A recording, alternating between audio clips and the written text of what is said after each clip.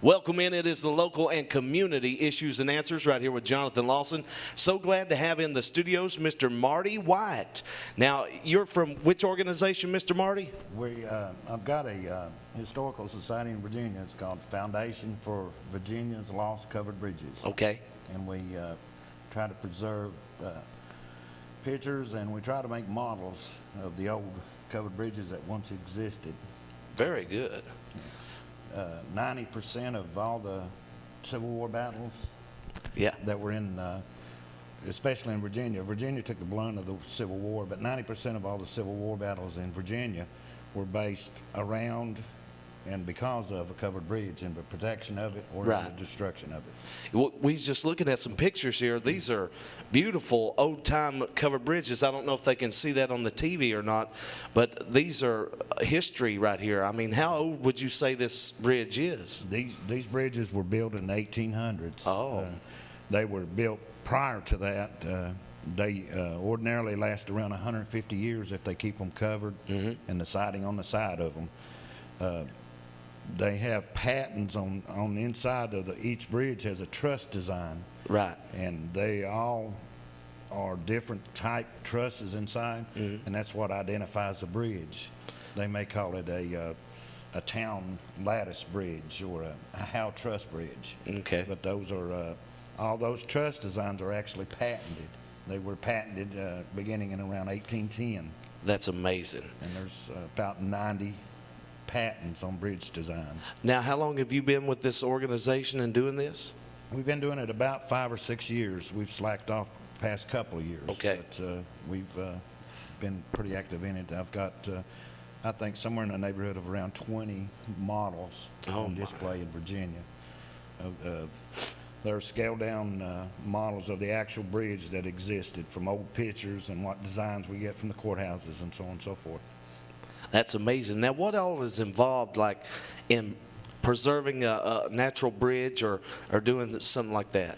The main thing is to keep the upkeep on them. You need to keep the roof on them and the siding on them. I think Kentucky made a decision one time in order to raise the weight limits on some of the old covered bridges so they could keep them. They took the siding off of them. Right.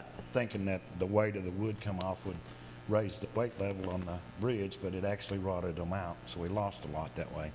That is amazing. I'm telling you, these are history right here. I mean, this one's kind of slanted and everything like that. Yeah.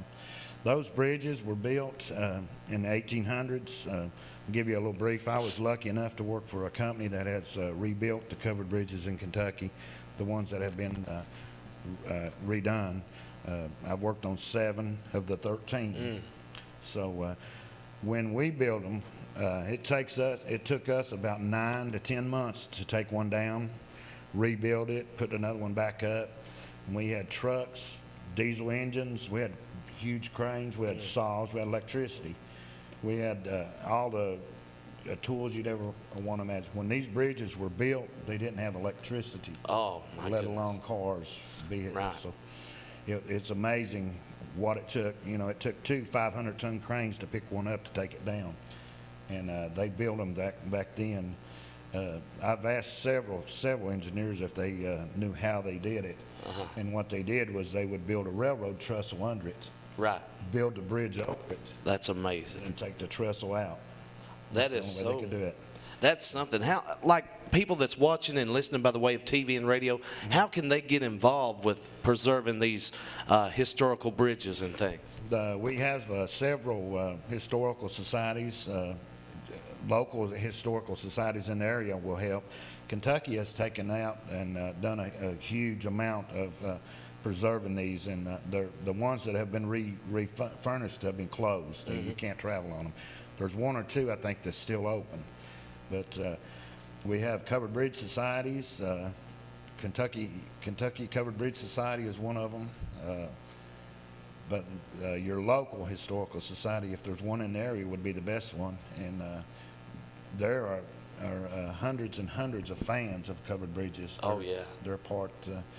When they were built, some of them were built by the county, by the state. If they were big ones, usually they were by the state. When the state built them back in the 1800s, they were toll bridges. Toll bridges. And on county bridges, they would, it actually went through the courthouse. The courthouse would see whether one was needed in a certain area, and then they would go back to court and they would order bids to be let out, and then when they come back, then the third time they would actually let the bid out, and it got built. So all the covered bridges that were built are on record at the courthouses if they have the records. That is so.